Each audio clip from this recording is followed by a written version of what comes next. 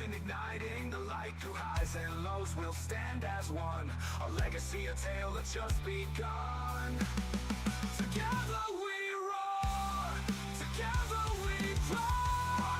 Detroit Lions will rise, with a heart full of dreams and the fire in our eyes. From the past to the future, we'll claim our road. In the home of the brave, we'll proudly have grown. So let's lift our voices, let's turn it up loud. For the love of the Lions, we'll always be proud.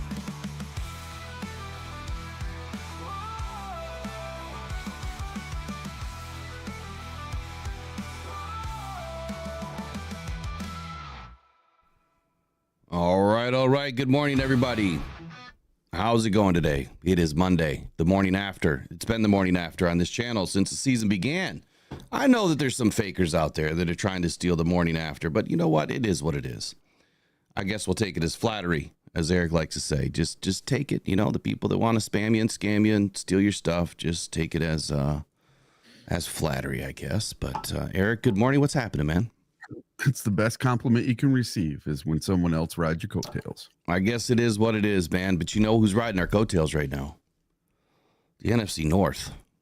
The NFC North does not want to let the Lions do anything this season. They are keeping it in check until the very wee hours of Week 18 right now. It looks like it's going to be a dogfight. And you know who said it was going to be a dogfight at the very beginning of this season? I thought Week 14, Week 15, thought the Packers were going to keep it close. And then we might finally break away a little bit there at the end. Well, right now, it's everybody wants to keep it close. Maybe not so much the Bears, but the Packers and the Vikings are really trying to make this a dogfight till the end. And we're going to talk about that today. We're going to talk about a few things today, actually. Matter of fact, let's bring up the roster real quick. Let's see what we're talking about. So hour one, Lions news and rumors as usual, every day. We'll kind of see what's out there on the old interwebs. We've got over under. It's been a couple weeks, but we've got it back. We've got a quarter one follow-up. So post week 5 NFC North update, and then another quarter one follow-up. Tops of the weekend. I'm not sure we're going to do that one today. Hour 2, is the NFC North for real or frauds? There's been a few things written out there that I've seen or heard saying that the Lions and the Vikings are frauds. There's nothing to worry about here in the NFC North. Do the Lions need another stud edge rusher, pass rusher, whatever you want to call them? They are the definitive terms for what they play. Let's just be careful there. Do we need a pass rusher?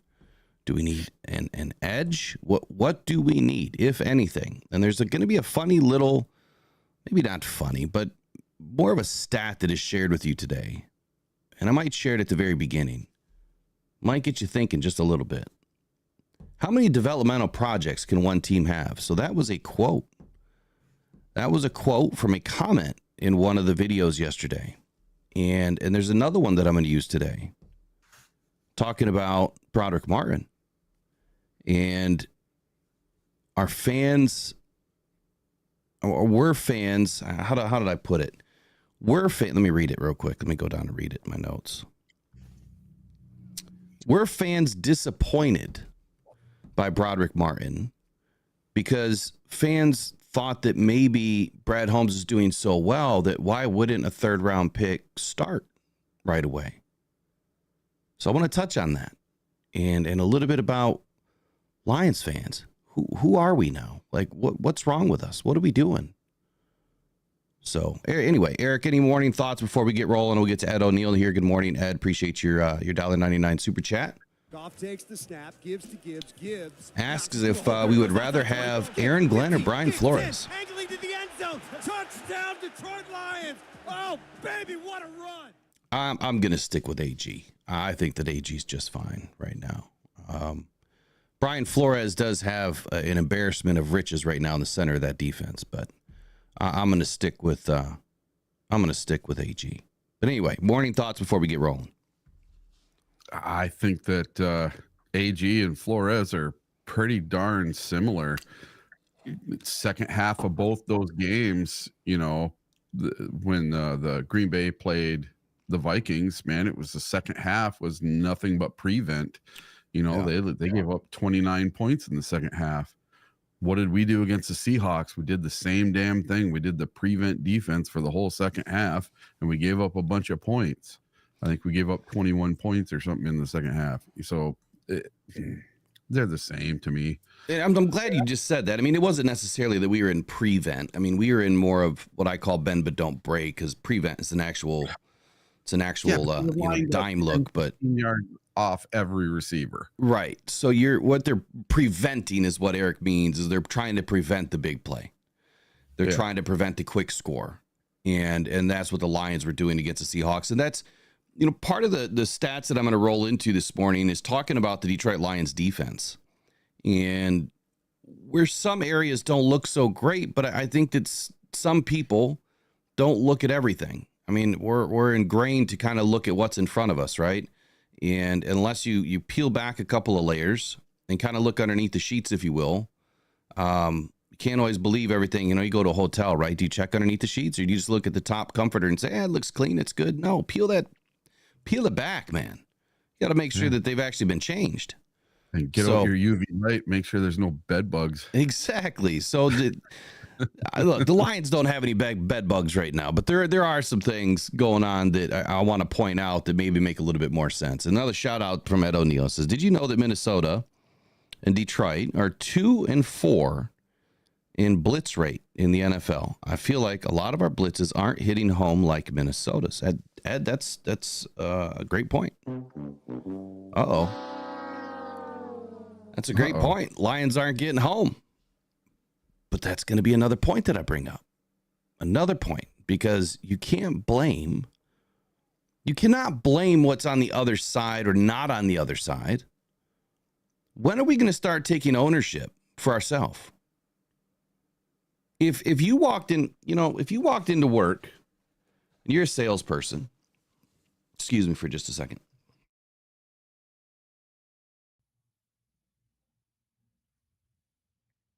It's cold. Nose is running today.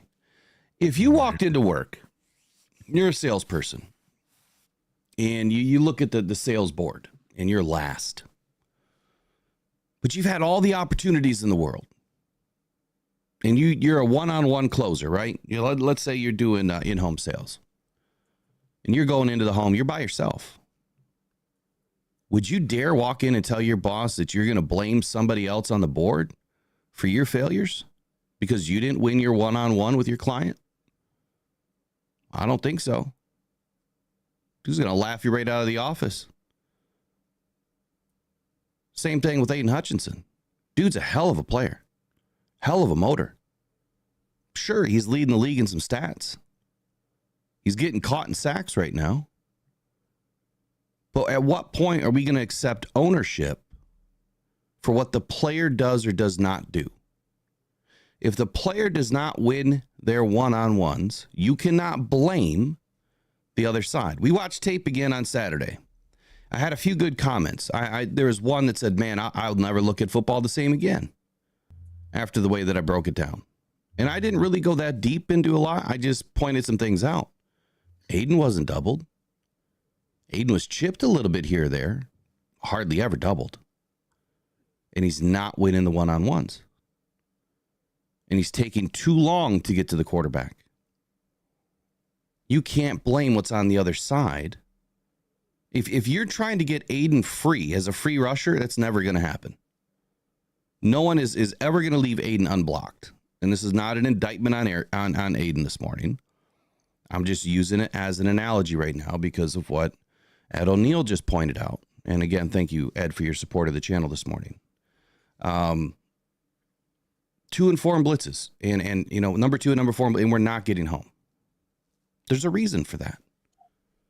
But there's also some other reasons that we'll point out this morning about other stats and facts about the Lions. But before I get off in a tangent, because I can see that's going to happen today, we got Broski Bear in the house. Oh, they won, so he's going to be back in. Welcome in, Broski Bear. Good morning, buddy. He's going to be in the house. The Bears crushed the Panthers, the lowly, horrible Panthers. Congratulations on your win. Caleb almost looked like a quarterback yesterday. I'm not going to try to get you upset this morning, but Yeah. all right, Lions news and rumors. Early lines have the Detroit Lions as 3.5 or 3 point, depending on which site you look at. Favorites over the Cowboys. Now, you guys know how I look at this, or some of you do. The home team always gets spotted 3 points, right? It's your home. You got the home crowd advantage, the home field advantage. You should get 3 points. If you're not getting 3 points and you're giving the other team 3 to 3.5, I call that a 6 point swing. Because you're taking that 3 points and getting rid of it and then giving 3 to the opponent. I think that's a 6 point swing. So the Lions, in my opinion, should win by a touchdown. Hopefully more. But they should win by a touchdown. What else? You have any other rumors or news flying around there? There really hasn't been a ton other than, of course, all the trade rumors, right? They're not really trade rumors. I think it's trade clickbait is what it is. Yeah. The one I keep seeing is Devontae Adams going to the Steelers. I guess the Steelers have put together a package and they're the only real suitors, I guess. That makes the Steelers kind of scary. Yeah. And they lost last night, barely, but they lost to the Dallas Cowboys in a mud fest. Yeah. No, I think that if you put Devontae Adams with Pittsburgh, one, I think it's a great landing spot. I do feel like he's going to struggle with Justin Fields, though, because if Devontae wants to be, the star of the team, you got to remember Justin still likes to run, and he's not a pure passer. And Devontae is used to a pure passer and Aaron Rodgers getting him the ball. I mean, that's where he's had his best success. And Derek Carr, for whatever he was or is, I mean, he was still a good passer of the football. I mean, a damn good arm. He just, for whatever reason, they don't mesh. The team doesn't mesh, really. The Raiders are just a mess. Wasn't Carr his college quarterback too? He was, yeah. Yeah. He definitely was. A couple other things. The Lions just can't stay, or I should say the NFL can't stay out of Detroit Lions players' wallets. Jameson was fined. We expected this one because, I mean, the dunk over the goalpost has been eliminated for a long time now. But after scoring his 70-yard touchdown and paying homage to Calvin Johnson, he lost $14,069 in a fine. But you know what? He doesn't care, right? I mean, nobody cares. I'm surprised Lions fans didn't put a GoFundMe together already. Yeah. Who else got fined? So somebody else on the Lions got fined over the weekend, and I think it was for a hit. Really? Yeah, there was another fine. I can't remember what it was now. Hold on, I'll pull it up here. Levi O. Really? Yeah. So Levi O was punished for his sack on Geno, putting all of his body weight on Geno. I wonder if he'll appeal that. I mean, it's $13,849. Yeah, most of them appeal that crap. I mean, that's some people's entire year of rent. Yeah. You know, I think that the NFL should be donating this money, to be honest with you. They do. All the money that they get for fines is all donated. Yeah, I think the players should be able to say where it goes. It's their money. Yeah. All right. There's really not a whole lot with news and rumors. I mean, I guess depending on how you look at it, I mean, a lot of stuff we talk about today is going to be news and rumors. But I do want to talk about some things that are, in my opinion, a little bit more important than just rumors. Post week 5 NFC North update. So this is kind of an extension of the quarter 1 report that we did last week, even though it was a very quick report. Here's my take on the teams right now. The Lions lost on their bye week, and we haven't said that in a long time, right? Remember when bye week would come around, like, Lions, the only team that are going to take an L in the bye week. It was such an SOL take, right? Mm-hmm. But they took an L this weekend because they watched all of their divisional opponents win in games that the majority of us felt that, I mean, you can't do anything about Packers and Vikings, right? One's going to win, one's going to lose, in that game. That was last week, right? Yeah, I was But you can't do anything about those. But this week, I mean, we thought that. I mean, I thought that Minnesota was going to win. I mean, I put them down to win.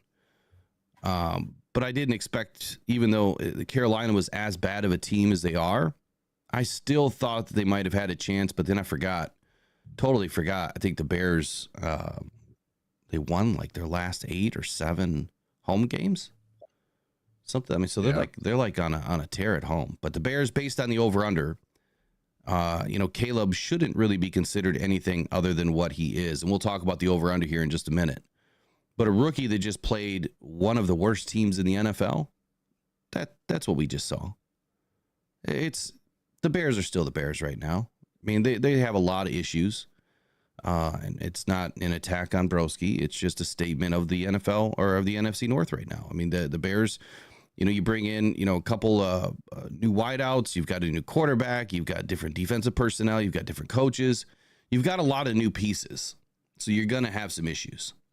And you're going to have an extended period of gel time, where they finally figure each other out. Then you got the Vikings, tested by a pretty decent defense.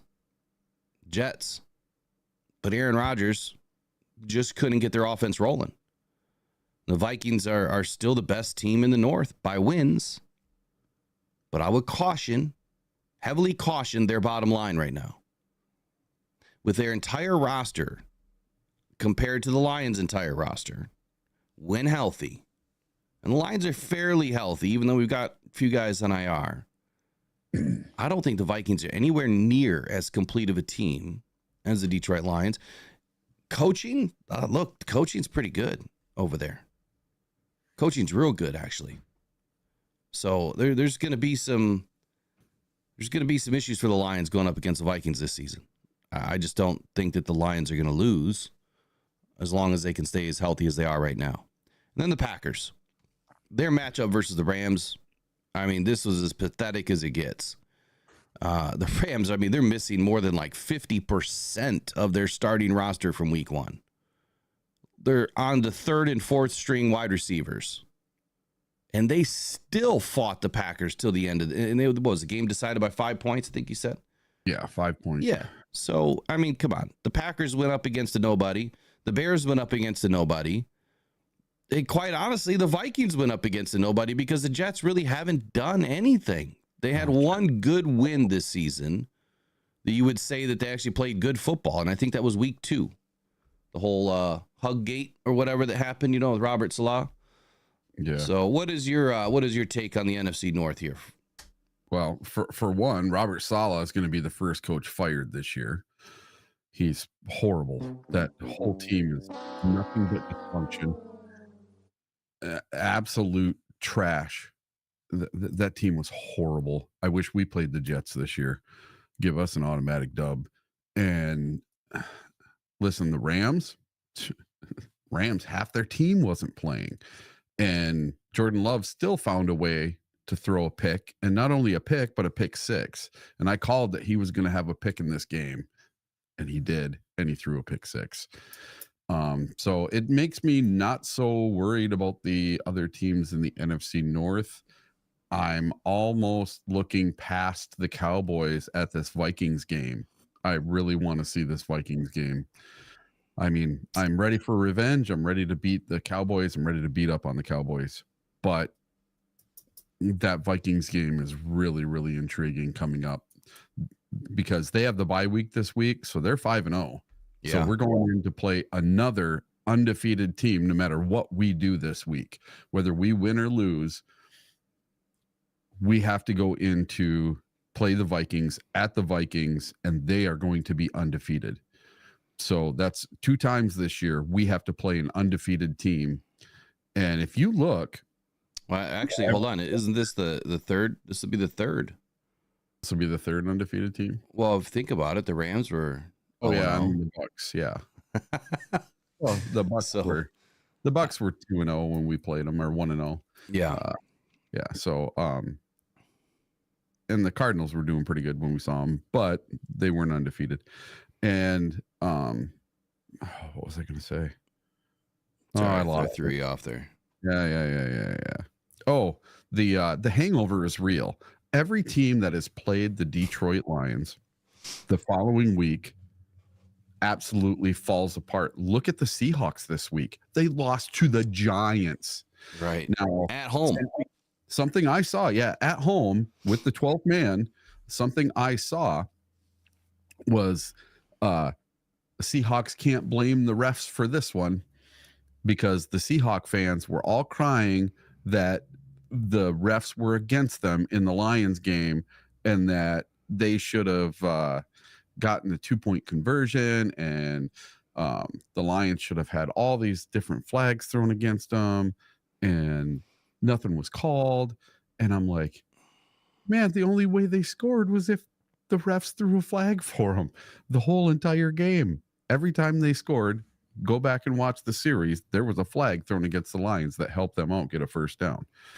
Yeah, there was on the majority of their red zone appearances. There was a couple that there wasn't, but I think that, to your point, at the times that they really needed something, it seemed like there was a flag to help them out. Southwest Holorida or Holweirda, I'm not sure what that is, says, if you're not a Lions fan, get a life. I'm not sure who he's responding to or talking to, but if you're talking to this channel, well, you got the wrong dude. But if you're talking to anybody else in the world that's listening, yeah, if you're not a Lions fan, get a life or become a fan. How about that? Become one. Another donation from Ed O'Neill here, $4.99 super chat. He's on fire today. Yeah, he's on fire. So here's what he had to say. He says, I'm confident that Aaron Glenn can do enough to Sam Darnold. What worries me is Brian Flores. I hope we get Frank back for that game. Speed will be the key. I would love, let me get your likes up here. I would love to have Frank back. I mean, right now, I think he's scheduled to be back versus Dallas. I don't think there's anything that's going to keep him out of that game. Yeah. He's been battling stuff, ever since he's been a Lion. He's been battling and battling and battling. He's one of the toughest dudes out there. He's one of the nicest dudes out there. He'll be back for Dallas. There's no doubt about it. What I would hope is that the Lions, which for some reason they don't do, like I would have already been in Dallas. Like you've had this last week.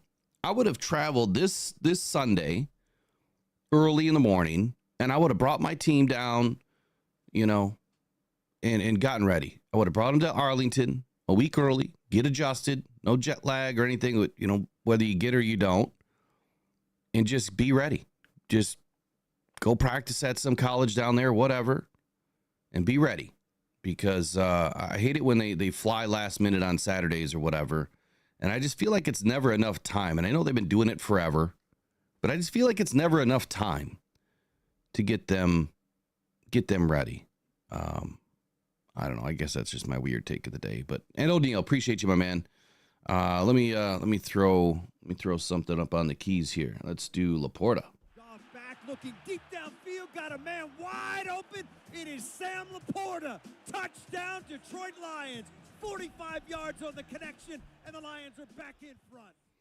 All right, so at the 9 o'clock hour, or roughly around 9 o'clock, we'll have Jared coming on. He's going to help us out with a few topics this morning, and then I've got to jet as quickly as possible this morning because I have an appointment across town. Let's get to your over-under, and let's get through it as quickly as we can, and then let's get on to a couple of topics here. Yeah, so I got a short one this morning. So here we go. Over under reaction.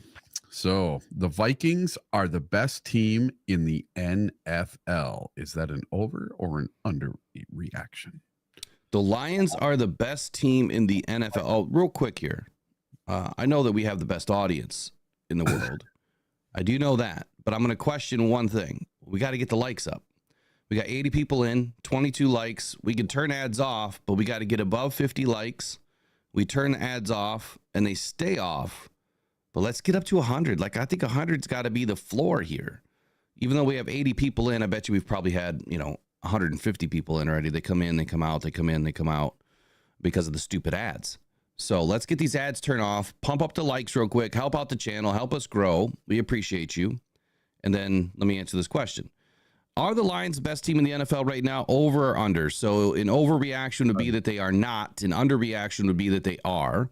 You let us know in the chat. Are they over? Meaning, is it an overreaction that they are not the best team? Or it's an underreaction that they are the best team? You guys are not going to like my answer. You're not going to like my answer. If we were to go based on style points and wins and losses and record to this point, then the answer would be no, they are not. If we are going to go by when healthy and Ben's in his bag, being a mixologist, and Aaron Glenn's got the defense firing on all cylinders, I would say, yes, we are. But the problem is consistency right now. We are so inconsistent from week to week. And until you can be consistent every single week and doing the same thing every single week, you're not going to beat the best teams in the NFL. I would throw it back on you. If we wouldn't play the Baltimore Ravens right now, what's going to happen? Lions are going to win. That's the home we're taking. I would say we would probably get our asses kicked. Nope. And the reason why is because we stopped the run. It's going to, you're talking Derrick Henry and Lamar Jackson coming down at you. We stopped the run. So it's going to be very difficult to bottle up Henry. I do not want to see them playoff time. I really don't. That means we see him in the Super Bowl. That's fine with me. I don't want to see him then either. I really don't. I don't want to see the Ravens at all right now. After watching what Derrick Henry does to people at his age. I mean, the dude hit 21 miles an hour or something this weekend. Yeah. The dude's like 235 pounds. He's hitting 21. I mean, imagine a 21 mile an hour motorcycle coming at you, because that's what it's like. I mean, the dude, I mean, he's crushing, bone crushing. So I guess my answer is it's an overreaction. I don't think the Lions are the best team today. I think that they will be. I think that the trajectory, for their season, where Dan Campbell wants them to be, is by December playing our best football. We have not played our best football yet, so I can't say that we're the best team because we have not played our best football yet. But we will be. So there's kind of both answers in there. I'll say this. The Lions should be 4-0. Should be.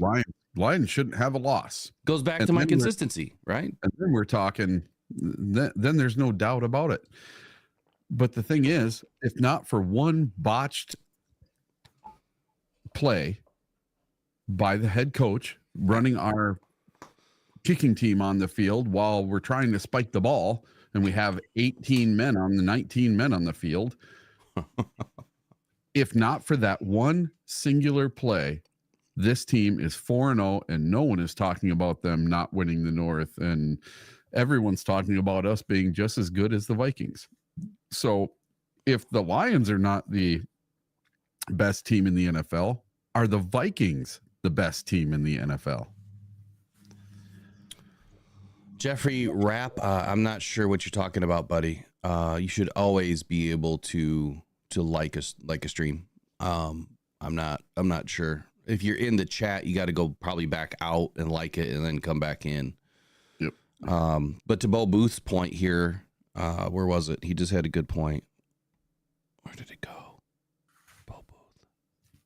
No team stands out as the best team so far this season. It's an overreaction to rate us or anyone else as the best. I think that's a spot on take, Bo.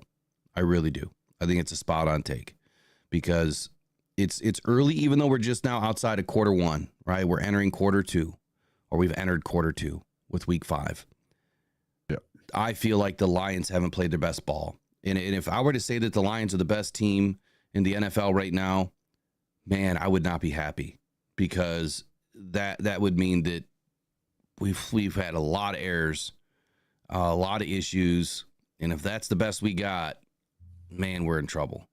So the Lions are a great team, phenomenal at a lot of different things, but consistency right now, I think we got a few more issues with consistency. And then of course, health. I mean, who isn't hurting right now? All right. What's up next? What do you got next? All right.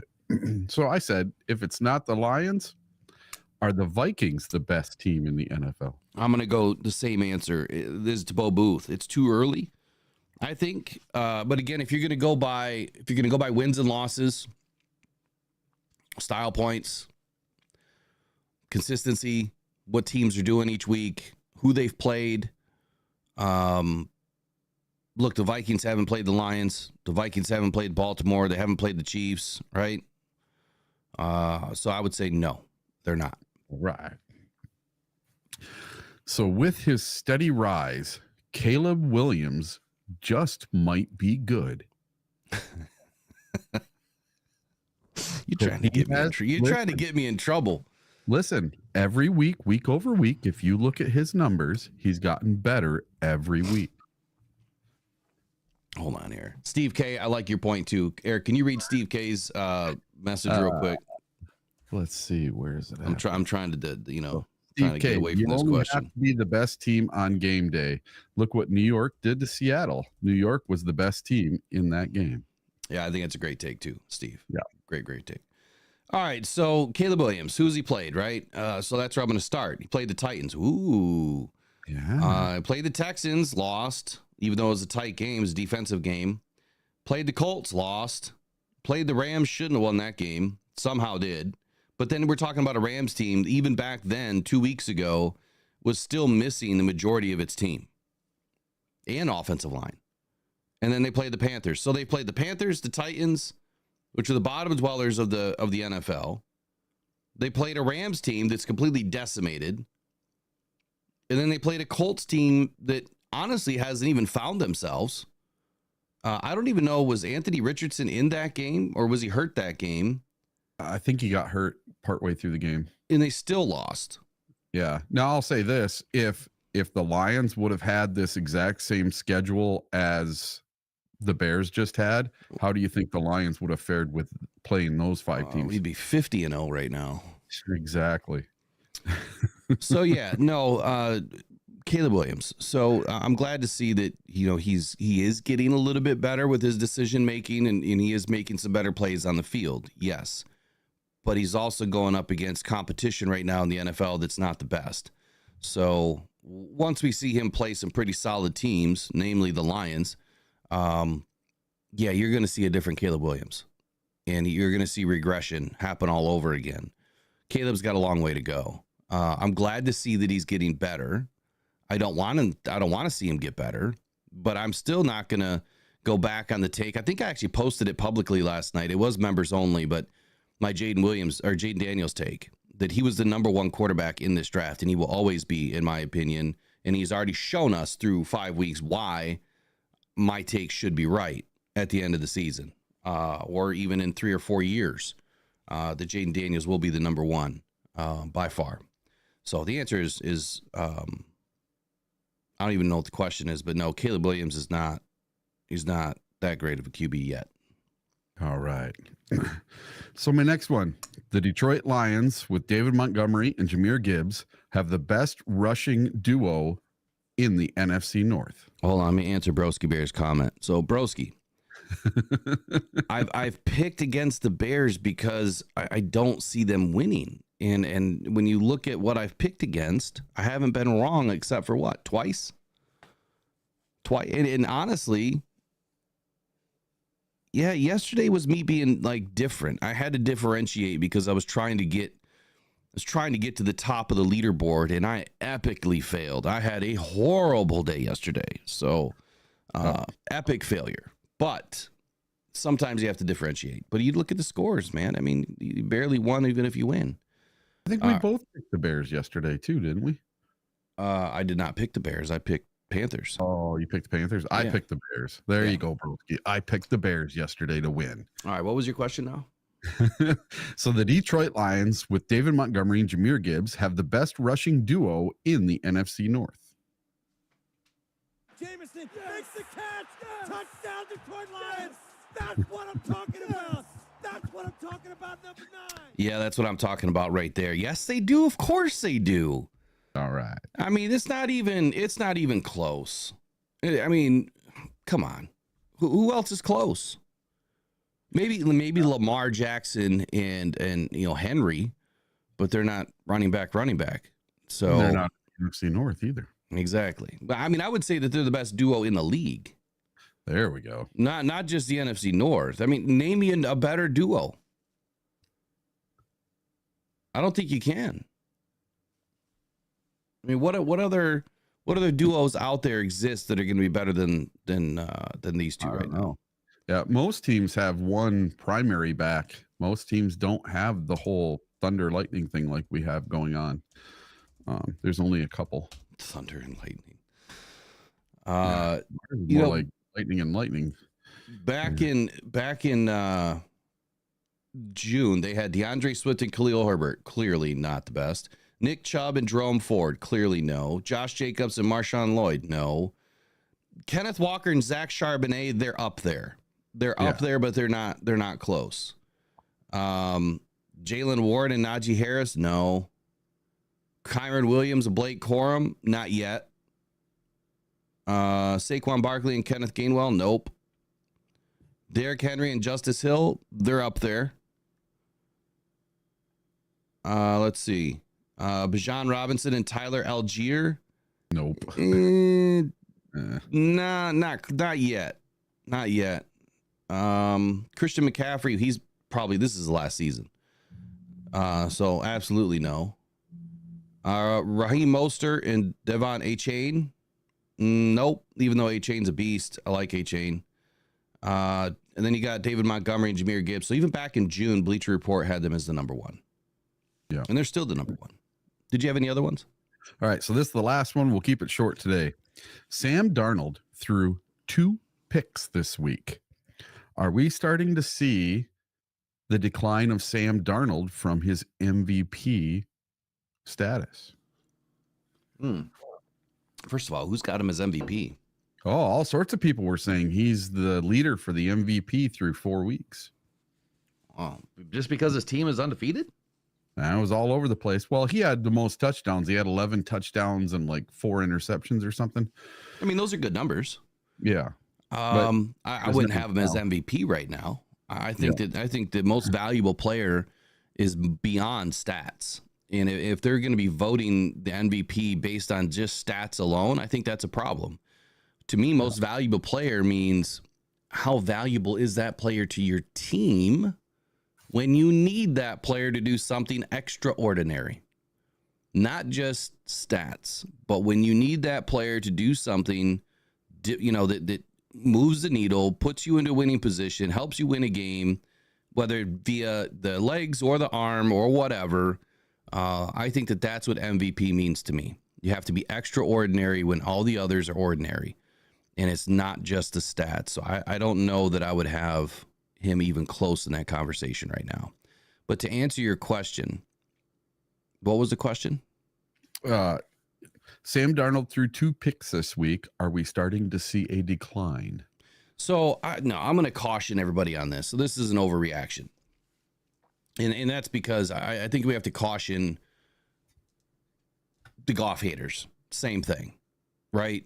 Goff has an extremely good game in week 4, but in week 3, all you hear is Goff's not the guy. We told you Goff's overpaid. He's not playing like a $50 million guy. He's not playing like a guy that got $212 million. There's problems. There's problems in Detroit with Jared Goff. And then he comes out in week 4 and he literally threw the lights out. So, but if you watch that game against the Jets, Sam Darnold is doing nothing but throwing to Justin Jefferson. That is it. That's all he had. That's all he had. But he was also getting pressure, man. Yeah, but he's got Addison. He's got some other guys. I mean, you see Jared Goff struggle this year too, but you've got to be careful with, they have a pretty good DB room. And the fact that you're getting Justin Jefferson open, I think that was a win in and of itself because he was getting separation. So the other guys really weren't getting a ton of separation. So he was doing what he could do. Yeah. I'd say it's a large overreaction on, I think that one game doesn't define anybody. I don't think a quarter defines anybody. That's why I'm hesitant to, put Caleb Williams in a box right now. Yeah. I got to see more. I have to see more. And same goes for Jared Goff. Like, I have to see more. I mean, I've seen enough since like I don't know, week 10 of 2022. I've seen plenty, but I still want to see more this year to know where we are going to be. If we see more of week 4, Jared Goff, man, we are in a good spot. Was that it for over under today? Yeah. I thought of one more thing though. Sure. If you had to pick one for each team, one for each NFC North team, who through the quarter way through the season, you can include the 5th game for the other 3 teams if you want. Who is the MVP for each NFC North team so far this season? Who is the MVP for each team? So each team gets one. Oh boy. I don't know if I can answer that without like spending some time looking at stats and I just overall. Well, who would you think? Okay. All right. We're talking just NFC North? Yeah. So let's say Packers. Okay. I'm gonna say Malik Willis. I would say their running back, Josh Jacobs. I would say Malik Willis. Okay. And you want to know why? Okay. Yeah. Here's why. Because he's undefeated? Because he held it down. Yeah. He was brought into a team, and a week later, he's got to start. So I think that's huge.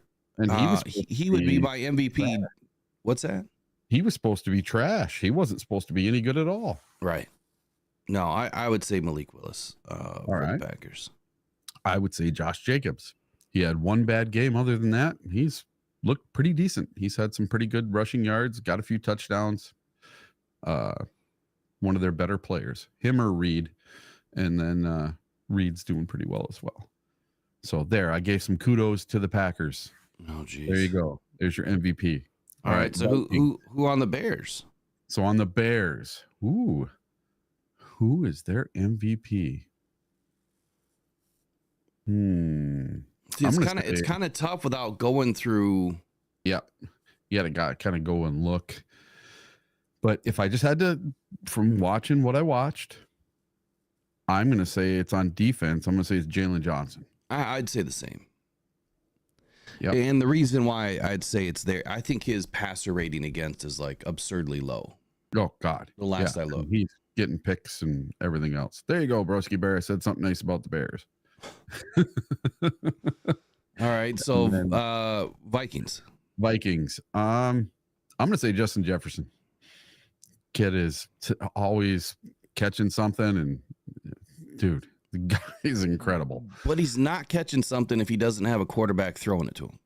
Yep, exactly. So for that reason, I would have to put Sam Darnold in the MVP conversation because he is the one that has been the catalyst as to why the Vikings even have a shot this year when they were trying to start a rookie. And he comes in off the bench like, yo, I got it, coach. Put me in. And he's handled his business. What about the Lions? All right, mine's going to surprise you. I get those ads off, guys. One sec. Go ahead. You can go. You ready? Yeah. J-Mo. Mine is J-Mo. He leads the Lions in receptions. He leads the league in 50-yard receptions. He's on pace for 1,300 yards and 8 touchdowns.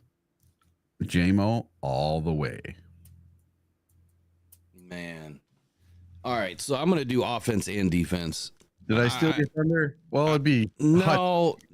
I don't think you stole my thunder because I don't know that I would have said J-Mo. I'm going to go defense first, and it's going to have to be Marcus Davenport. I'm just kidding.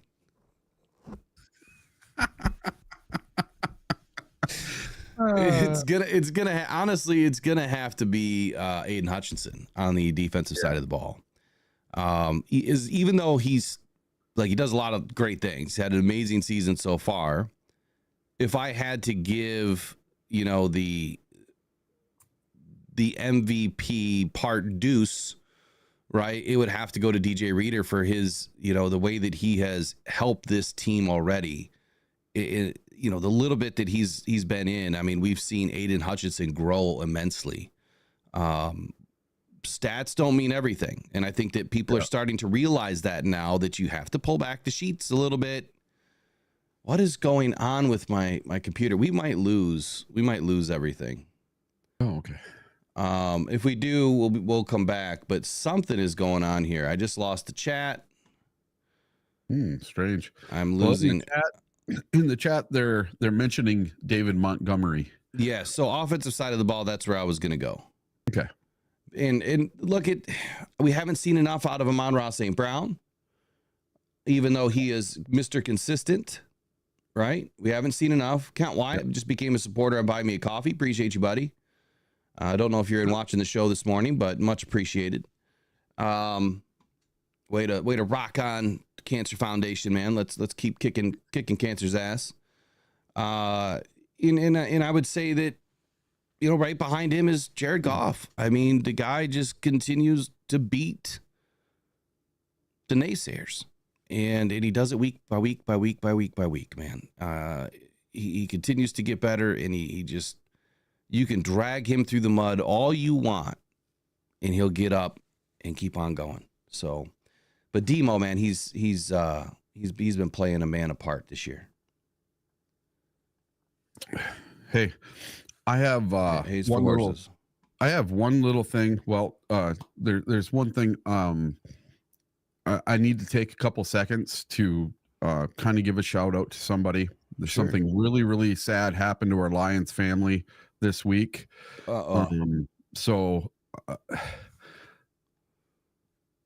My friend Robert from California, his name is Robert Hess. Him and his family came to the last Lions game on Monday night, all the way from California, and they asked me where to go tailgate. So they went to the Uperman's tailgate. They came and met me at the game, took pictures with me, and unfortunately, the other day when they got home, they talked about how that was the perfect game and the perfect trip, and they had such a great time, him and his two sons. Well, his 20-year-old son went to go to work and was killed in a car crash. So I just want to give a shout out to Robert and say thank you for watching, and thank you for being a super fan. And man, I can't imagine your sorrow, and really sorry that we lost a really diehard loyal Lions fan. And he sent me pictures of his kid, when he was really little in Lions gear, and then sent me pictures from last week with me and them at the game. So I thought that was pretty special that the Lions held such a big part in their lives. And to lose your 20-year-old son to a car accident, man, I could only imagine. It's horrible. Yeah, Robert, even though I've never met you, buddy, man, that is tough. I could never imagine losing one of my sons. My heart is broken right now.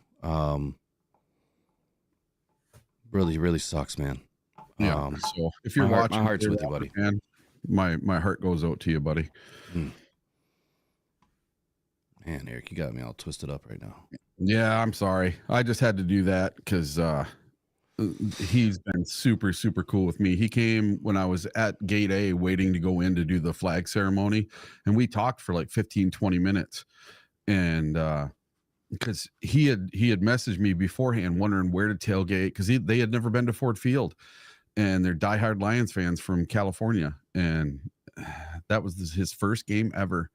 And it would happen to be the Monday nighter, and they thought it was so awesome with the black jerseys and everything else, man.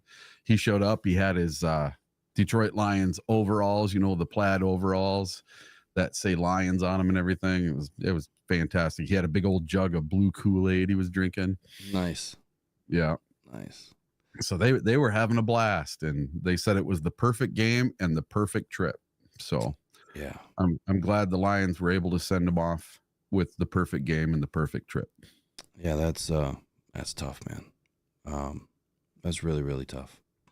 It makes it really hard for what I want to do next. So, two pictures that popped up this weekend. Two of my favorite pictures. Man, it's hard to go into something funny after that.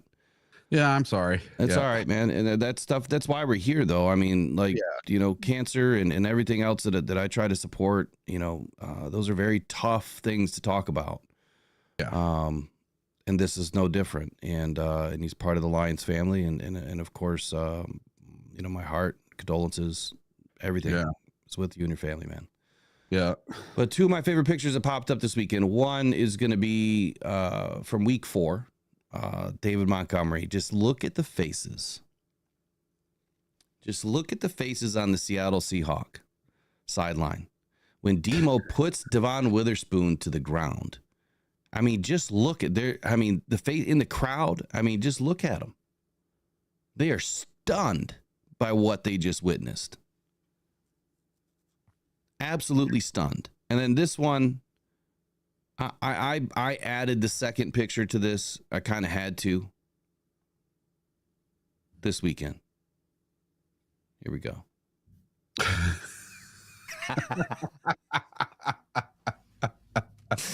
Oh, Karen Rogers. He's feeling his age. And I found the perfect parody of a picture to go with it. He needs to hang it up. And even if they get Devontae Adams, it's still not going to help him. That team is just in shambles. Yeah, I don't know. I guess I'll never count Aaron Rodgers out until he's actually out. Nah, I think he's out. So until he's done, I don't think that he's ever really done. We'll just see how big the Jets, how big of players they want to be. All right, we got 7 minutes before Jared is supposed to join us here. I don't see him in the studio yet. What do I have left for roster? Because I did not get to anything that I really wanted to get to today. Tops of the weekend. No, we'll pass on that. Let's do this. Here's my question to everybody. As soon as I can get everything back open, because I started losing everything. Something's funny going on here. Talked about the NFC North update, over under how many projects. So this was another good question. And I think I'm going to start with Bradrick Martin. So I put out the video about Bradrick Martin coming back. From the sounds of it, he's supposed to be back sooner rather than later. He can come back at any point in time. Now, we've seen it happen in the past where, the Lions will start a clock, but it's like within 4, 5, 6 days, that player's ready to go. Expecting kind of the same situation for Bradrick Martin. Have not heard of any setbacks or anything. In the very beginning, we heard it was not a big deal. It was just kind of a hyperextension.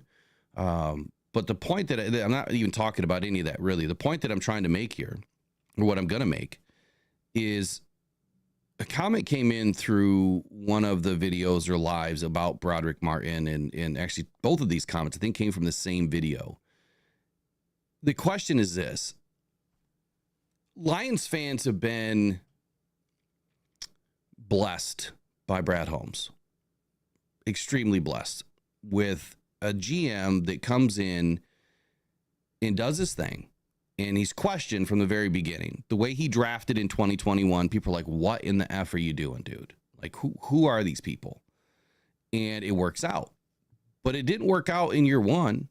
It started to work out with Amon-Ra towards the end of year one, but he really didn't take off until year 2. Aleem McNeil was decent, right? Levi was good, when he was drafted. But so when you look at the totality of what Brad Holmes has done, he's hit on like 90% of his draft picks. 90% through all rounds. Levi got hurt, so he was out for more than a year. And now we're seeing the fruits of that draft pick where Levi's actually pretty good. Same thing for Ifeatu Melifonwu. Took him a couple of seasons. He finally showed up last year, and now he's hurt. So where I'm going with is Lions fans have been really blessed to see late round picks start early, play early. And then it got to a point where it's like, okay, it's year 3. Brad's doing his thing. We expect all these players to start right now. When did we become Super Bowl champs? When did we become a destination for every player that they just wanted to come to the line? They're beating down our door to get in. Like, we're just now starting to see that in this year, where players do want to come play for the Lions. We have never been a destination for free agents, or agents of the players to send their players to come and play. But the point that I'm trying to make is, did we get a little bit greedy? I mean, or did some of you that expected Bradrick Martin as a 3rd-round pick, and now he's supposed to start and he's supposed to be the next DJ Reader, right away? Because I think that's what everyone expected. And the statement that was made in this comment, which I absolutely loved, was that it was like disappointment in Bradrick Martin causing fans to really kind of be greedy here. That everyone felt that Martin should have been a day one starter. And my question is, why are you thinking that way? And the answer is because Brad Holmes did it to you. He has got you so bought in. You have been sold. Everything Brad Holmes does is going to hit. But the reality is, Bradrick Martin was a project. And it could have been a multi-year project, like I said in the video. Could have been a 2-year project. We'll find out this year. Now he's battling an injury, so we don't know what's going to happen there because now he's lost several weeks. But a lot of the players that were projects, Derek Barnes, you could have said Levi O, and others, Ifeatu Melifonwu, they've all worked out to a degree. But I feel like Lions fans have been sold in a good way by Brad Holmes that no matter what he does, he's going to do it very well and the players are going to work out because they have. We've yet to see something different. But the fact that Bradrick Martin comes in and he's not playing in year one, it's like everyone's just piling, a couple people are piling on Brad Holmes or piling on Bradrick Martin, saying that the problem with our defense is because Bradrick Martin was drafted. That's not the problem here. So that brings me to the second question.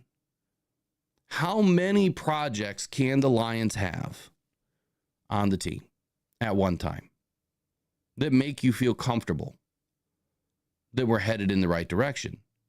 I would say this, as many as we can have, you can have. And I know that's an answer with no answer. And the reason why I say that is because when you look at our drafts, if you're hitting on 90%, you can do whatever the hell you want to do. If you're hitting on 50%, I think that's where you got to hit the pause button and you have to go out and get those free agents. But the fact that we're hitting so much on these players, I mean, Jamar Jefferson is like the only one, and Chase Lucas is the only other one that really haven't worked out. That's about it in 4 seasons so far. Now, we got extremely blessed last year where, 4 of our top 5 picks all started, right? Yep. Laporta. I can't, my brain's fried right now. Who was the top 4 picks last year? We had Branch, Laporta, Gibbs, and Campbell. Yeah. So, I mean, extremely unlikely that happens on any other team. Tell me another team that had 4 of their draft picks starting last year on day one. I honestly can't name one. And then the year before that, who was in our 2022 draft? Aiden Hutchinson. Yep. Who was behind him? I don't remember. My brain is, I'm telling you, it's not working today. Yeah. You're asking the sick guy. I know, I'm not feeling it either. All right, so J-Mo, right? Josh Pascal, Kirby Joseph, James Mitchell. He's the only other one that hasn't worked out, James Mitchell. So there's three picks. 3 picks that haven't really worked out. James Houston, I think the jury's still out on. I think that he's getting undersold by Lions fans. Again, he's a 6th round pick. Here's the thing. The reason that Lions fans that think that 6th round picks and 5th and 4th and 3rd and 2nd round picks need to work out is because of Rodrigo. We took him in the 6th round and he started right away. And it was because we had to. We had no one else at linebacker. And he performed okay in that first year. And then last year he disappeared. And then this year he's back because of injuries to Barnes and Anzalone. So I guess when I look at it in 2022, you got Aiden. J-Mo comes in injured. Josh Pascal, we had high hopes for as a second-round pick. Kirby Joseph, a third-round pick. You know, again, you're not expecting third-round picks to start. When you go back and look at, you know, some of the better players in the NFL, if you can point at some third, some fourth, some fifth, some sixth, some seventh-round picks that turned out to be great, they're a few and far between. Now, your first and second rounders, they're supposed to be good. Your first rounders are supposed to be great. But it's few and far between that you actually have later round picks ever work out, at least the fourth, the fifth, the sixth, and the seventh round. I mean, there's numbers for all of this. You know, how many actually make it through the league. The fact that Brad Holmes is hitting, you know, later in the rounds and finding gems. And to your point, Rodrigo, yeah, I think that Rodrigo starting, and this is the other point that I think I need to drive home. In 2021, we didn't have a roster. I mean, the roster was terrible. They scrapped it. They had to draft, and it was the guys that we were drafting, they had to play. They had to, because we had zero talent and we had zero money. And let's not forget that. We literally had like no money in 2021. We were in cap purgatory up until last season. So the players that we brought in had to play. Had to. At least in 2021. That's why you were seeing all of those players. Let me go back to 21. Penei Sewell, perfect pick, started. Levi started. Ali McNeil, I'm pretty sure he started. No, he didn't start. But he did. I think he logged about 30%. I think Levi O logged about 30% of the snaps. We had some carryover that year. I can't remember who was our defensive tackles that year. But we had some carryover that year, so they didn't really start every game. Ifeatu Melifonwu, I think he was injured that year. I think he had a pretty nasty leg injury or something. Amon-Ra St. Brown, he played a lot, but he played more so in the second half of the season. Derek Barnes, I mean, those are all fourth, third, second, and first round picks. Jamar Jefferson was our only seventh or fifth or sixth round pick. Everybody was picked 1 through 4. So here's the other thing I'm going to say about Bradrick Martin and in why this pick felt like it probably was supposed to happen. Looks like Jared just joined us. Jared, I'll get to you in just 1 second, buddy. The reason why I feel like the Bradrick Martin pick was supposed to happen in Lions' view sooner rather than later is this simple. When you make a bunch of trades and you sell a bunch of assets to move up, to take a guy in the third round, you're thinking, oh my goodness, we got a great guy. Who is this guy? Never heard of him, but he must be good. We took him in the third. Go back and look at the draft.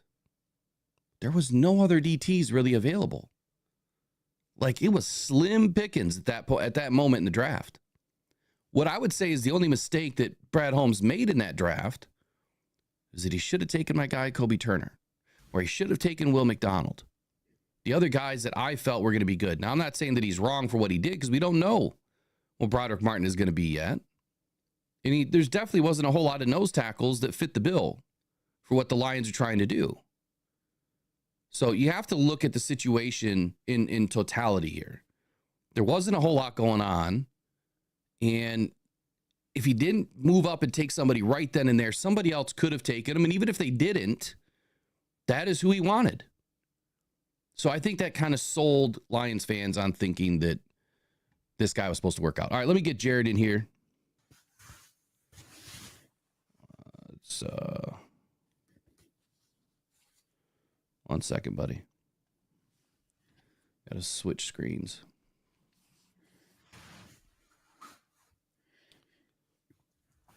Yeah, sorry about that. My vet called. Oh, you're good. My cat had to go to the emergency vet this weekend down in Traverse City. So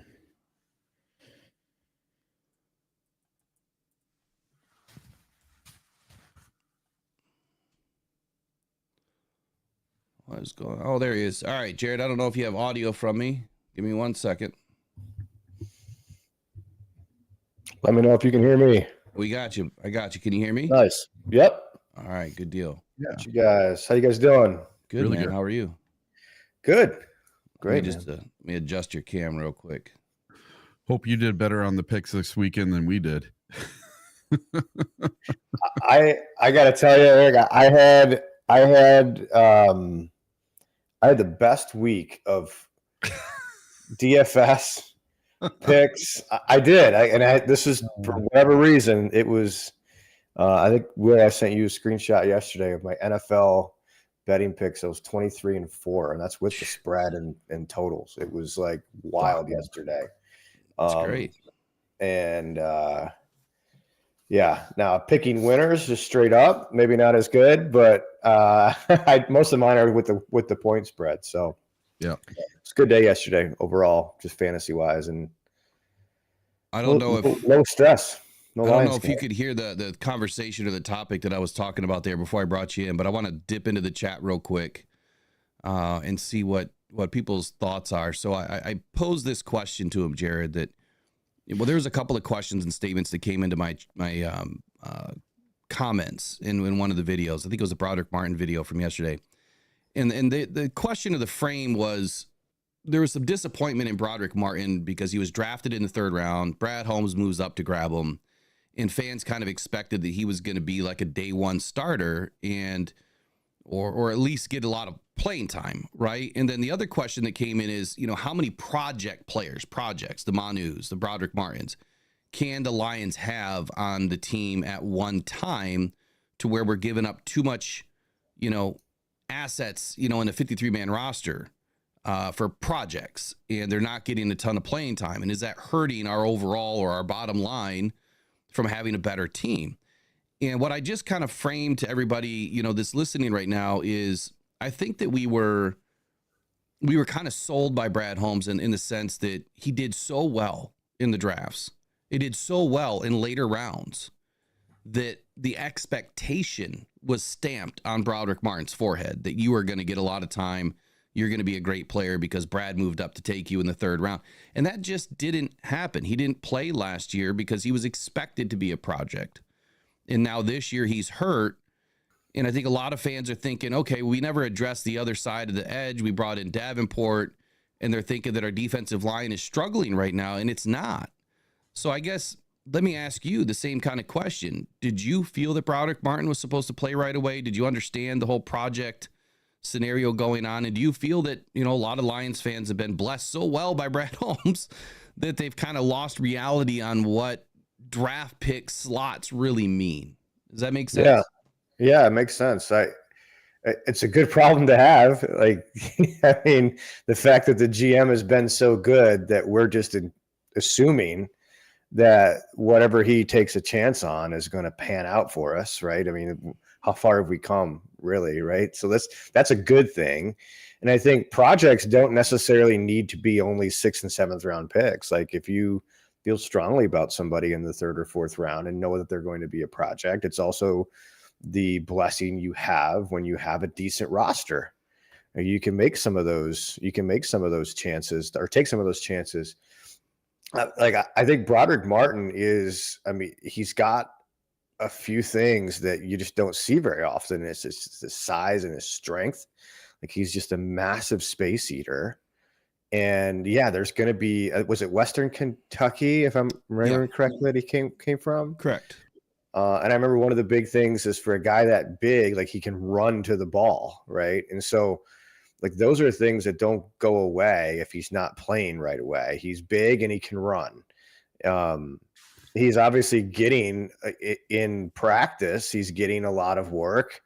Also another good thing is we haven't had a need to play him early, right? And so I don't think we really know what he is until we see extended period of playing time for Bradrick. So I certainly understand where the people are coming from, and like the challenge is we don't know how good these players are, or how they can be, or even can they develop without getting playing time.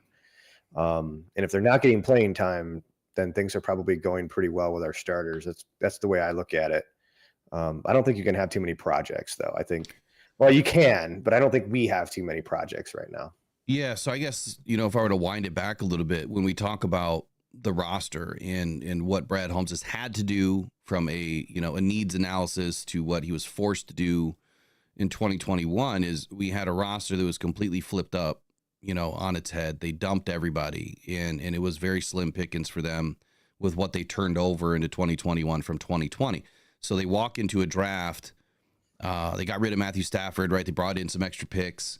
Yep. And, they really had to take players where they did. And that's where I just mentioned a minute ago that, yeah, when you see the Rodrigo starting in year one, it wasn't because he was a great player and earned that position, which he actually kind of did. He was playing better than the other linebackers. He was understanding the defense better than the other linebackers that we had at that time. But he also had to play because we didn't have the assets. We didn't have the players that, we weren't deep, definitely in the linebacker room. So we needed him to play. And I think that's the difference that we see from year to year is early on, all of your draft picks in the first couple of years are going to get a lot of playing time. Now, as we get into the crux of the this roster is so deep, our draft picks aren't going to play as much now. So Vaki's not playing as much. Manu's not going to play. Mahogany, even, where he was taken as a 6th round, even if he was healthy, probably wouldn't play. Who else did we take this year that really just isn't getting a lot of playing time? Let me look here. Mekhi Wingo, he's actually getting some playing time. But you have Terrion Arnold, Ennis Rakestraw, and Mekhi Wingo. I would say that those three, you're expected to get some significant playing time.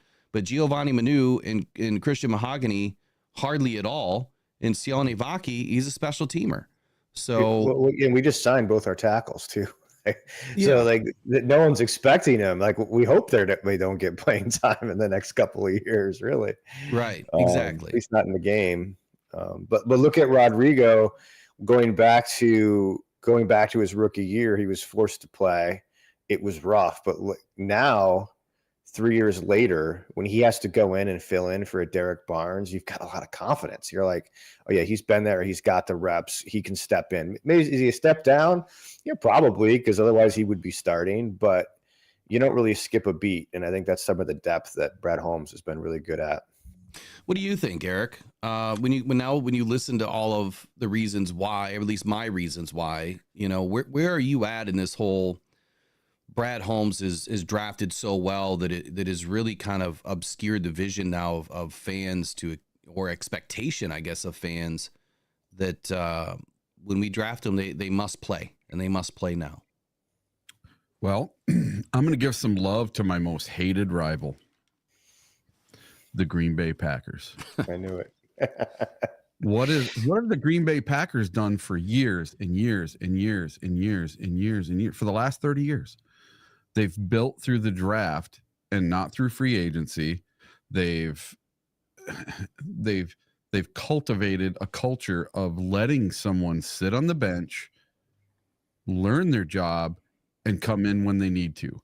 And look, it worked for Rodgers. It worked for Favre. It worked for Love. It's worked for so many of their players, not just quarterbacks either, that these players sit for a year or two, learn behind the starter, and come in and are just game wreckers, So if the Lions can cultivate that type of culture and keep that type of team mentality going, that I'm all for it. I love it. And I think we're going to be better in the end for it, because look at someone like Giovanni Manu. The guy is an absolute monster. He's so huge. He's just a beast, right? And he has all these physical talents that you just don't find anywhere else. But is he raw? He's super raw. He is not going to see the field this year. He's just not going to. You don't want him to.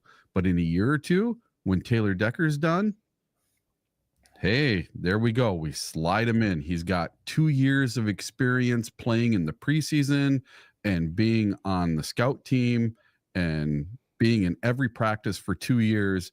Well, now he knows how to be an NFL player, and he can slide right in. I love the Manu pick, and I'm glad you just brought him up, because when you look at his body size and his type, he is a massive human. I think he's 6'8", 350. Something like that, 6'7", 350. He's huge. Sure.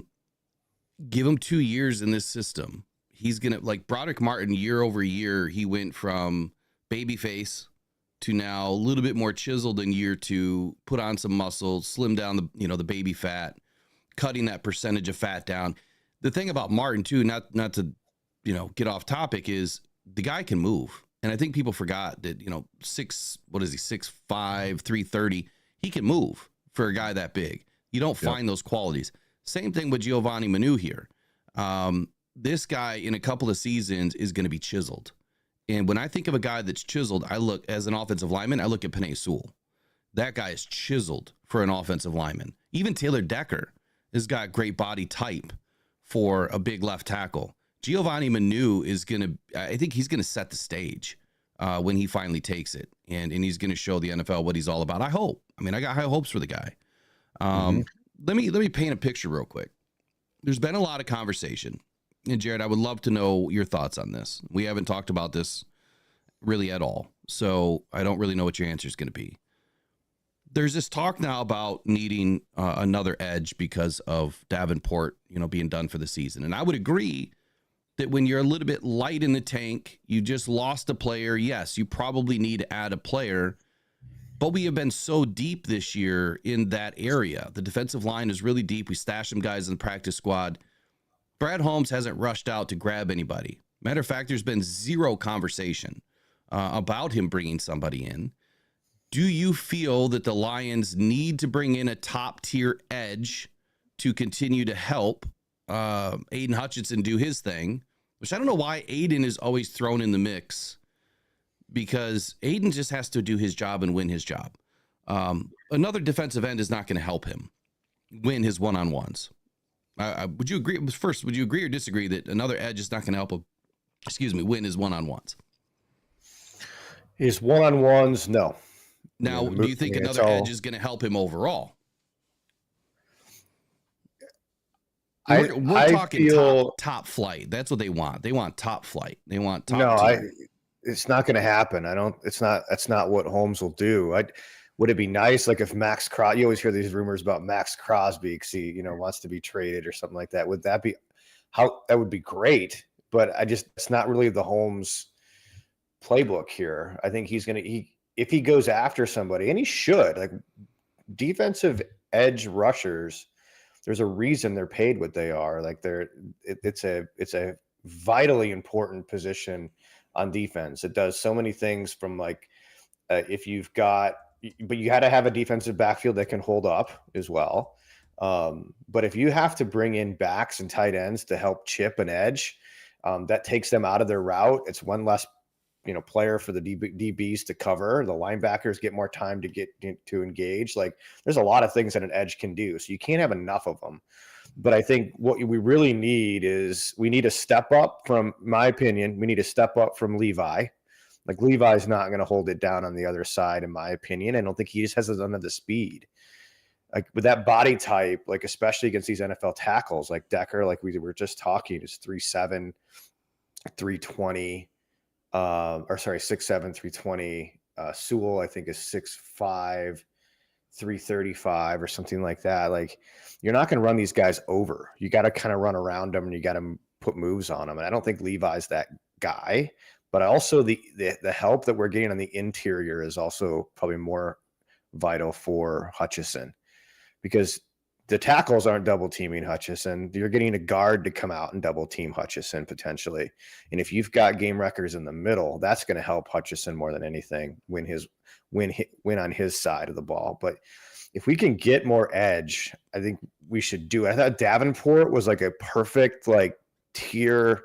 I wouldn't put him in the top tier anymore, but he was that next tier down, make an impact. Like that's probably where Holmes will go if he addresses it, is my opinion. Another second tier type guy. So, I mean, I had Davenport. I mean, he was a former first round pick, but he hasn't played to his potential. And the way he started to play this season, I think a lot of us would have put him, or at least for me watching tape and watching what he actually did, I was putting him up in that top tier because he was hugely impactful to what they were doing. But to your point, the interior defensive line has always been the pathway to the quarterback, and it does affect everybody else on the defense.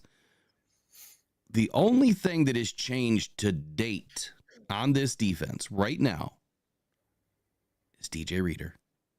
When you look at everything else going on, DJ Reader is the only change right now through the first 4 games of this season. And he's missed what? 1 game, I believe. He only missed week 2.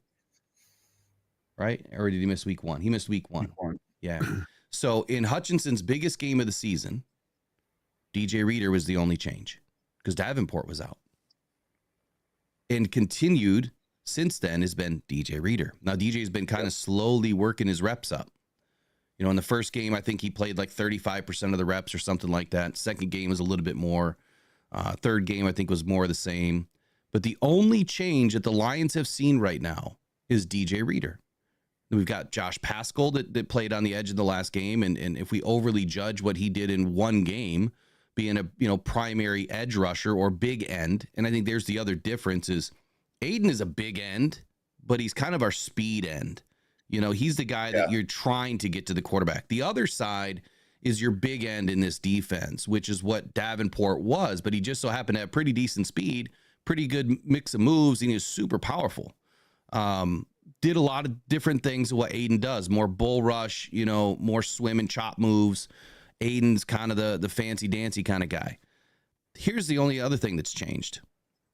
Well, not really a change. The Lions are still number 4 in rush yards allowed. Last year, we finished in 2nd place. We're only allowing 90.8 yards per game, and that's only because of the last game. The only other thing that hasn't really changed is our passing defense is in the bottom of the tank again. So we are like 28th overall on team passing defense. Where are we at? We're 29th. But if you were to take away, and this is an exercise that I wanted to do this morning, if we were to take away the Seahawks game, because the Seahawks game, I think that we kind of just let up the second half. We played that bend but don't break. They were going to get a bunch of yards, but we just weren't going to let them get the big play. Well, that's going to add a ton of yards to your bottom line, and that's going to make your DBs look terrible. They had a ton of penalties, which obviously didn't help us. But I think that when you look at this defense overall, the only thing that has changed is DJ Reader. So for everybody that wants an edge rusher, I understand that you're trying to replace Davenport and you want somebody like Aiden. I've looked at all of the other depth charts. I don't see another team that really has 2 top flight edge rushers on their team, pass rushers on their team, true pass rushers. It is very difficult to find one. They're not just dime a dozen. If you got 32 of them in the league in any given year, you'd be lucky. That's why you got the top 10 that are paid the way that they are. But the point that I'm trying to make here is the only thing that has changed is DJ Reader, and Aiden's having his best season. So what do you think about that, Jared? Why is DJ Reader helping out so much? It's the presence in the middle. You can't rely on one-on-ones in the middle when you've got somebody like Reader. There's only so many people that can be on the line of scrimmage for a reason, right? And so you have to utilize them the way you need to. Now, what you just said something about the other 32 teams. There's one exception that I feel anyway that have 2 solid edge rushers, and there is a potential market for moving their third. One, it's the Giants with Thibodeau and Brian Burns now. I think those are 2 very good edge rushers that they have that has left the I'm not going to pronounce his name right, Aziz Ojulari. I think you got it. It's left him out. Now he's been great rookie year. He's had injuries the last couple of years. His former 2nd round pick. He's only 24. Holmes won't go after the Hassan Reddick, but the Aziz Ojularis, that kind of falls into that tier 2. That's almost perfect for what we'd be looking for. And I don't know how much it would take to get him, but going back to what you mentioned about Reader, again, going back to his size, it's just very few interior offensive linemen are going to have a high success rate, and a high success rate in terms of comparable to position to somebody of that size, right? And so it does a couple of things too, where when you junk up the middle, the run game becomes like they have to run outside as well, right? And when you've got people pushing tackles into the backfield and you're trying to run outside, like that's also very difficult and can create problems in the run game. And when the Lions get these leads, which we hope that happens more often, and you look at the games like the Cardinals, you look at even the Seahawks game, when you get these leads, it allows the people on the outside to kind of widen out a little bit. And because we know that their teams aren't going to run the ball, widen out. And then it becomes even more difficult for double teams to get out there unless you're using a back or a tight end. And then you can see Hutchinson and you can see these guys do the spin moves, do the dips, do the everything that he does, right? But without having a presence in the middle, I think you talked about it as well. Like that's more important for people, like any edge rusher, having a defensive tackle next to them that creates a problem. Yeah. So Eric, I want to ask you kind of the same thing. I mean, if there's been one difference that you have seen this season so far, you know, when DJ Reader is inserted, there is no doubt that offenses are scheming to him. But now when you add in Alim McNeill, who just last season, he didn't have a top flight defensive tackle next to him. He had a mixed bag every other week. And Alim McNeill was incredibly beneficial towards his defensive line. I think he racked up six sacks last season. So when you look at the Alim McNeill effect just by itself, and now you've added DJ Reader, again, not many defenses have the luxury of having what are essentially two top 10, top 15, top 20 defensive tackles playing side by side, and then a top 1, 2, 3, speed rusher and Aiden Hutchinson next to them. I mean, how much better do we have to get for this team to win its one-on-ones is my question, because that's the only thing that we're missing right now is Aiden is not clearing his one-on-ones, and he has not been double-teamed very often this season. He's been chipped quite a bit, but he has not been truly double-teamed. Yes, if we had another edge rusher that was a speed rusher, or you're firing a linebacker, that's more of a pass rushing linebacker, that would make more sense to me, is to have a pass rushing linebacker, but then that totally changes the scheme a little bit. But we've seen Aaron Glenn do it. So I guess back to my original question. Eric, what have you noticed that has been maybe one of the biggest differences with this defense with DJ Reader inserted? I just think that he plugs up the middle and he kind of frees up Alim McNeill. Yeah. Alim McNeill has a sack and a half so far. So if you do that over, 4 quarters, that's 6 sacks. Again. He'll be right back to where he was. And I think he might even eclipse that, with one more game, add one more sack. So maybe he'll have 7 sacks this year, but I think it's about stuffing the middle, stopping the run. And that's where our bread and butter is, stopping the run. And we still haven't allowed a 100-yard rusher since 2022, except for quarterbacks. Justin Fields got us. And, but to opposing running backs, we just haven't. We haven't let anyone get wild on us. Now, Kenneth Walker in the second half, he was running wild on us. But everybody was backed off 10, 15 yards, that entire secondary. Yeah. Everybody was just backed off. And for some reason, they were letting the running backs run free to the outside for little dink and dunk passes that just ended up going for a bunch of yards and touchdowns, which was driving me insane. But I with DJ Reader and Alim McNeill, I think because we have 2 top 15 interior linemen and 1 top 10 defensive end, it doesn't really matter who we put on the other side. I don't think so either. I don't think it's gonna matter to the point that people, or to the effect that people think it is. I think that the linebacker is the bigger play here. So I want to throw one more thing out about this scenario, and then I want to jump into some of Jared's wins and losses over the weekend. He's got some cool things to talk about. Here's what I want to make sure that we understand, and please correct me if I'm wrong here, but I'm not picking anybody out in the chat. I'm not picking on you. I've seen some mentioning in there of Bosa and Mac. Who else did I see that was mentioned in there? I want to make sure that we're clear. In a 3-4 defense, you have Bosa and Mac, not a 4-3. In a 4-3, you have big end, speed end, and then you have 3 linebackers.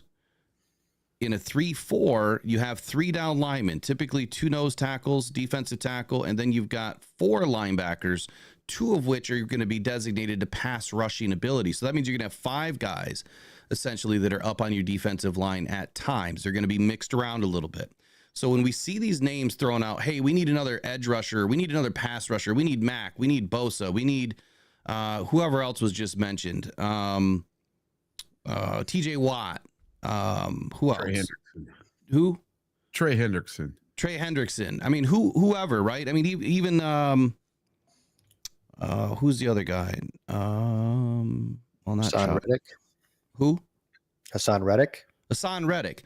So these guys are coming from 3-4 defenses primarily. And they're playing in a linebacker, whether it's Will or Sam linebacker or, Joker, whatever you want to call them. That's a totally different scheme, totally different defense. You can't compare their stats to, a traditional 4-3 defensive end. You have to be careful. That's why that there's not so many of these guys available, because I think that the fault of us just thinking a pass rusher is a pass rusher is a pass rusher, we kind of lump all these guys into one bucket. And there are definitely 4 or 5 defined buckets here that they belong in. They have a different set of skills. They do different things. They're used for different purposes, different types of schemes. They always, or they don't always fit the style of defense that you run. Right or wrong with that assessment, Jared? What do you think? 100% agree. I mean, it's not only the scheme, but it's just also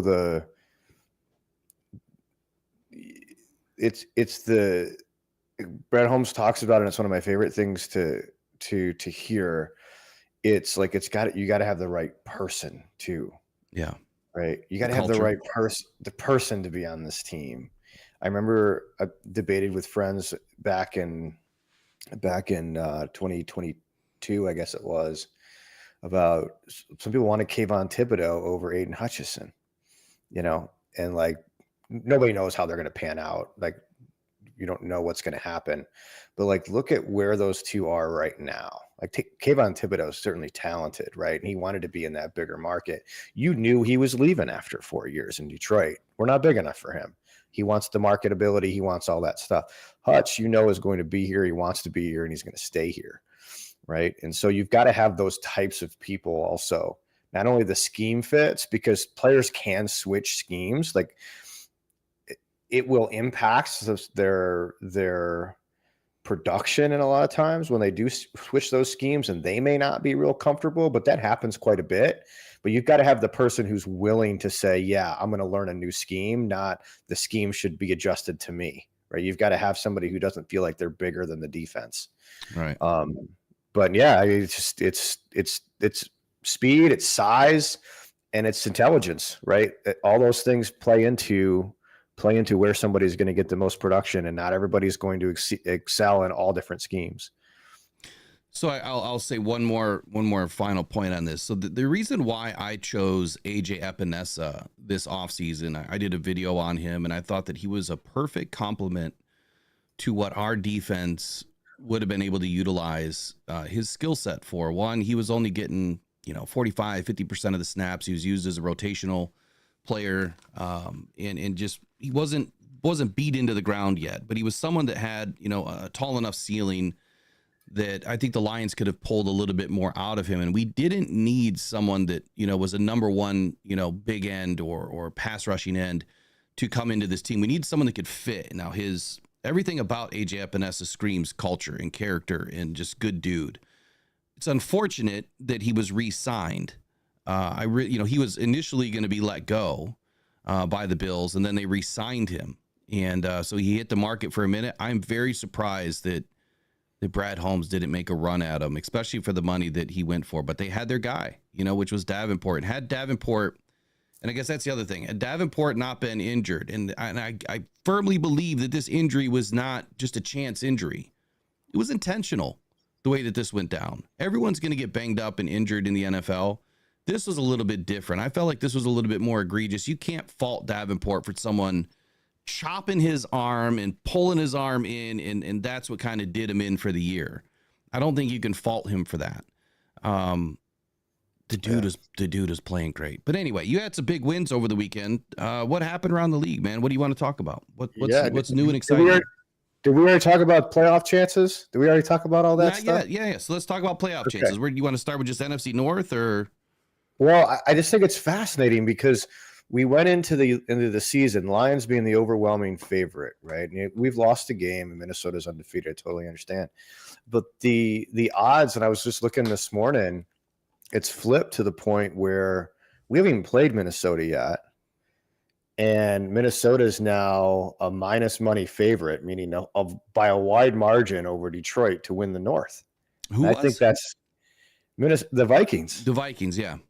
Yeah, the Vikings. And we haven't played them yet, and so I think it's strange that just over the one loss to the Buccaneers, how everybody's sort of switched over to the Vikings being the favorite to win the NFC North. I think is very interesting. Lions are plus 175. Packers 7-1, Bears 15-1.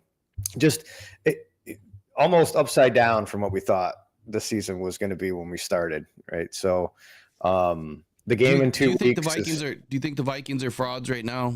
We've had this debate before when Kirk Cousins was the quarterback, but how do you think the Vikings are going to pair out at the end of the year?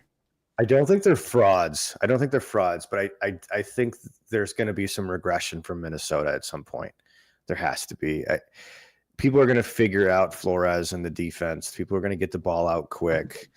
You have to in this scheme. And another thing that you can do to slow down a blitz is run the ball very, very well, right? Take advantage of, the holes that are presented when people do blitz from the outside, for instance. So I think there's going to be some regression. The problem, always been my problem with Goff. Like, I love Goff. He deserved the contract. But in this league, it's really hard. You don't need a Lamar Jackson or Jaden Daniels, but you need somebody who can move a little bit. Like, take a step up, take a step back. Like Jordan Love did it very well yesterday. You don't have any faith in the broken giraffe? I'm really worried about. I'm really worried about. It's not the lack of running ability. It's the inability to have any mobility in the pocket. Like, if a hand gets on Goff, to his credit, he covers the ball and he goes down. It's probably not a bad thing. And you don't want him trying to do too much because that's just not who he is. But man, I just wish we had a little more mobility, because when you go against Flores is like that, he's going to try to get him moving and put pressure on him. So I think the Vikings are going to struggle when they get to like a mobile quarterback. Like yesterday against the Jets was not going to be the spot. But when they get mobile quarterbacks that are tougher to blitz, I think they're going to have a bit more struggle. Still be some regression, but so the injury to Aaron Jones too. We'll see how this. We've seen this story before, right? And Eric, you're up in Northern Michigan. You got the Packer fans up there. I mean, you know the Aaron Jones story. Like, this was bound to happen, which is why even in our fantasy league, we took Ty Chandler. It's going to happen. What was the Aaron Jones injury? I didn't catch it. Is it a hip? I think it's a hip. Oh, okay. And he had hip surgery in the off season, didn't he? I think I didn't have a chance to check, but yeah, it sounded like it was a right hip. Oh, so here we go, right? And so these are things that are going to happen. So their depth's probably going to get tested, because every team's going to have injuries, so their depth will get tested. But they're for real on offense, and not to say that their defensive players are heading above, but their scheme, they got a very good defensive coordinator who's going to keep a lot of teams guessing. So I think that week 18 game, I think it's going to mean something for the division. I really do. See, and I was hoping that it wasn't. I was hoping that in week 18 that Dan Campbell was going to do the exact opposite of what he normally does, and that's rest some players. I was really hoping by week 15 we would get some things wrapped up, and that 18 wouldn't matter for a 1 seed or any sort of seeding or winning the North. I'm really hoping that's the case, because I would love for these guys to get some rest. But to your point on the Minnesota Vikings defense, they run out of a base 3-4, but they have this drop 8, rush 8D that the Lions faced last year, and they did pretty well against it. I was very surprised at how well they did against it. To your point, yeah, Goff is not the most mobile guy. Broski, Goff catching a pass, like that doesn't mean he's mobile. He just got out. He got out in front of the linebacker and they tricked him. So it's not like he's going to go run routes. Huh? He's had one run every game. Yes, but he's done well, getting us a first down. There's nothing wrong with his mobility from that factor. The mobility that I think that Jared's talking about is the short area quickness, right? The lateral short area burst. So if my microphone is Goff and the pocket is starting to collapse, you see guys like Kyler Murray and Jordan Love or any other quarterback, really, even Matthew Stafford, they're able to kind of squirt up and move around just enough to evade and get the ball off versus Goff protecting and going down. Well, what about that one this last week where he got his foot away from the guy and then threw the ball quick over the middle to JMO for 14 yards? That was a very wide open pocket still. He was just stepping outside. Yeah, I think, and also when it comes up in front of him is where there's also, I feel, a challenge. But now, Tom Brady was maybe one of the worst pure athletes, athletic ability of the quarterback position, but his feet were good. He kept the ball, he kept his head downfield, and he could be evasive if he needed to be. He doesn't need to run. Goff isn't going to run for anything. But if he can just be a little bit more evasive, because when I see that pocket come in on Goff, I get nervous. Just get really nervous right away. The spidey senses, like U of M dad says. That's a good way to put it. Yeah, I think that we've seen the Jared Goff last season where, like we saw in this last game, when they're going up tempo just a little bit, when they're trying to get the ball out just a little bit quicker, that's when Jared Goff dials it up. And totally. He really can start to pick you apart. And man, when we did the tape review on Saturday, I pointed out to everybody, just watch Goff's head on that play. I think it was to David Montgomery's scepter catch and run. He was left, center, bang. And you can just watch him get right through it. And he was working. He held the ball still. And he's still been holding the ball a little bit too long this season. And he's working on it. And you can tell game by game he's getting a little bit quicker. I think that the issue is they're trying to force, some wide receivers, into the game that maybe Goff doesn't have as much confidence with, like Tim Patrick, but we've seen that come alive already. So I think it's just an issue for Goff where he's got to feel comfortable. And our offensive line has already faced some issues this season. We've had a little bit more pressure than we have in seasons past for whatever reason. And I think Goff just has to adjust to it. He's just got to adjust and he'll be fine. And just to reiterate what I said at the beginning, I love Goff. He deserves the contract. I'm glad he's our quarterback. Yeah. That's the one element that makes me just a little nervous about him, especially against a defense like the Vikings who are going to disguise and bring things at you. You got to be able to be quick on your feet, both mentally, and then also it may require a little bit more movement in the pocket with some of these blitzes. Because Vikings went out, if you think back to their offseason, they went out and got Grenard. They got Ben Ginkle, who had a pick six yesterday. I think they got Blake Cashman. Like they went out and got linebackers that are fast, that can move. Yep, that drop 8, rush 8, man. It's gonna be a nightmare for the Lions to go up against, but I think that we've done well against it in the past. I think the Lions are probably going to run, more 12 personnel, more jumbo packages. They're going to get strong up front. We're going to see a lot more of Skip. It's going to be interesting to see how the Lions navigate. So Lions playoff chances. Let's talk about overall playoff chances for a moment here. So when you look at the NFC North, are the Lions still winning the North? I think they do. What do you think, Eric? Yep. Who's the fight between? Is it the Lions in Minnesota? Is it the Lions and the Packers? Is it all three? Like where are we at? Where are we going to get the separator, if you will? At what point is it going to be more defined?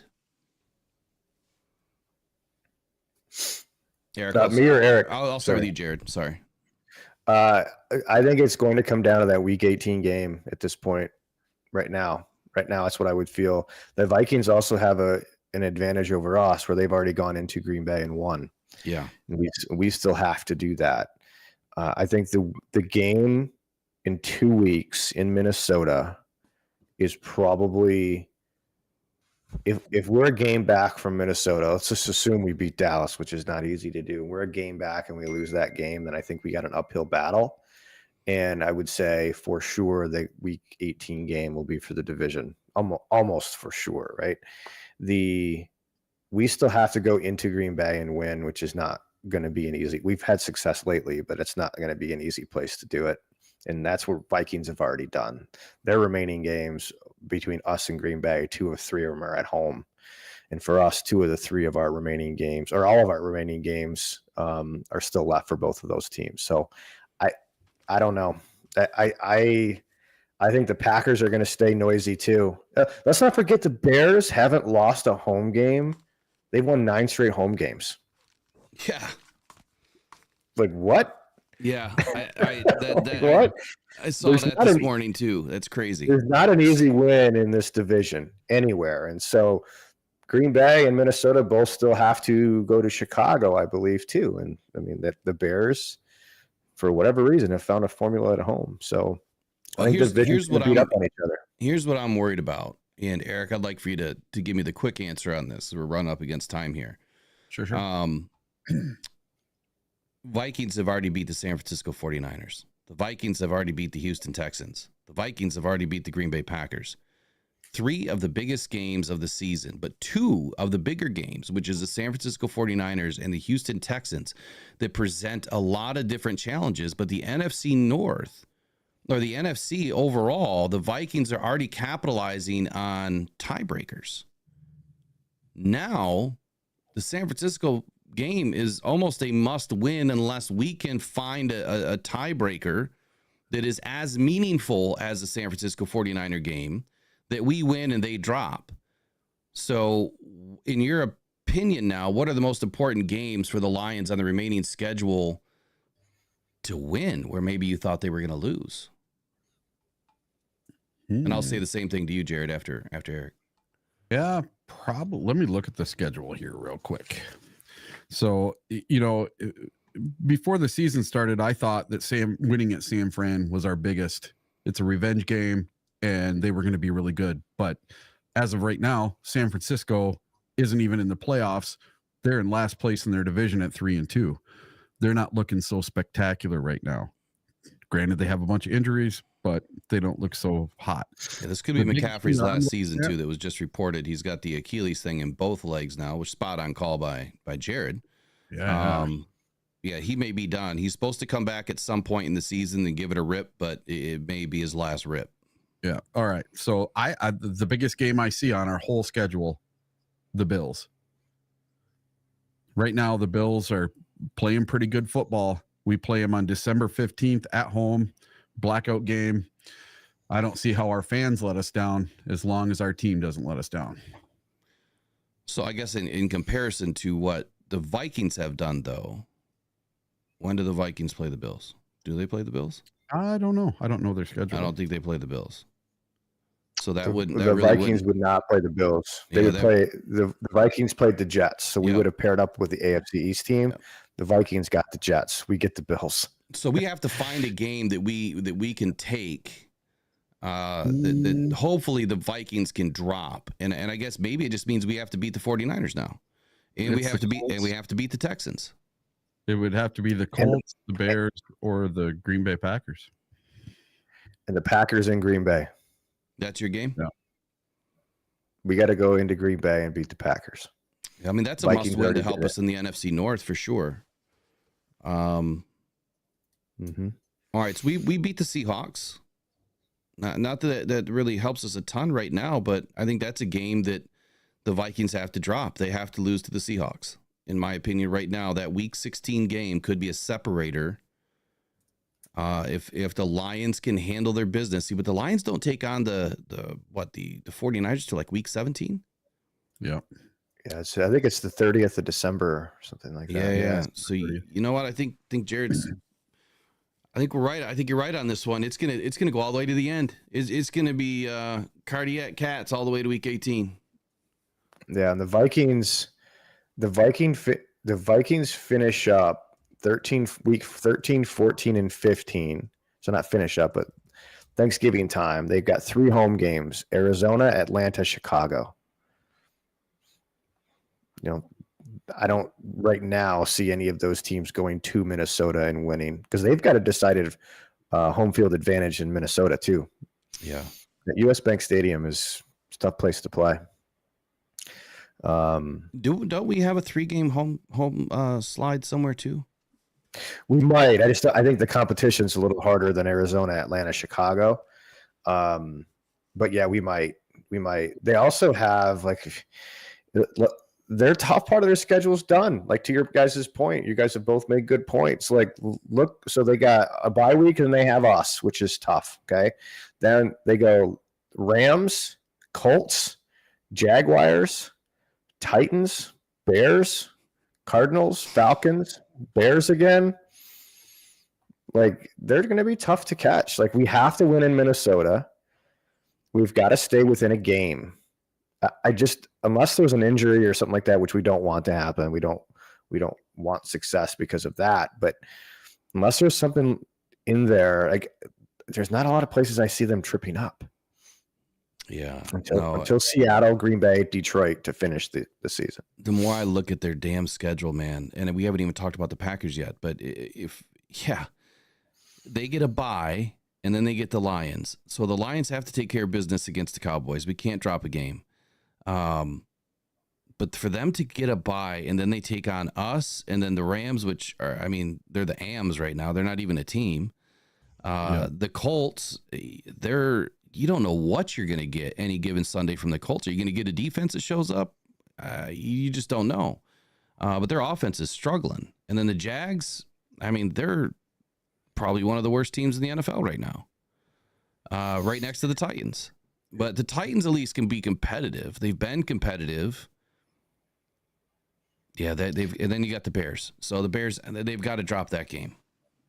This is the downfall of having a first place schedule. Yeah. This is the downfall of being good. We get matched up against the other division's top teams. You know, something we haven't been used to in 31 years. Well, and strength of schedule does help later on down the line when it comes to tiebreakers, but we have to get it to a tiebreaker situation if it gets that, to that point. So now flipping over to the Packers schedule. Now the Packers are what right now? 2-2, 3-1, 3-1, 3-2, 3-2. Sorry, 3-2. Now they're coming off of a win against the Rams.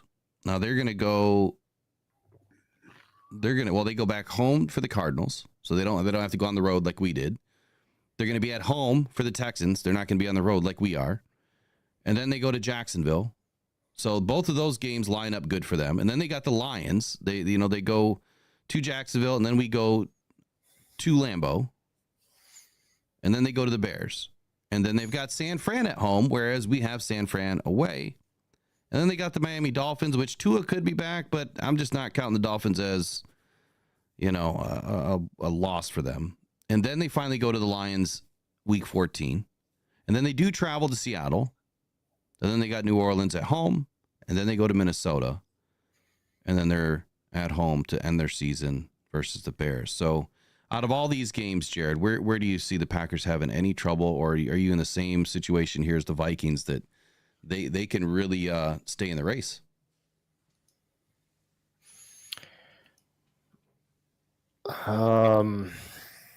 Trouble. Houston, even if it's at home, Houston will be tough for them.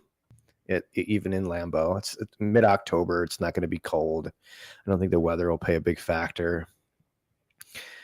They get San Francisco at home. Who knows what state they're going to be in at that point.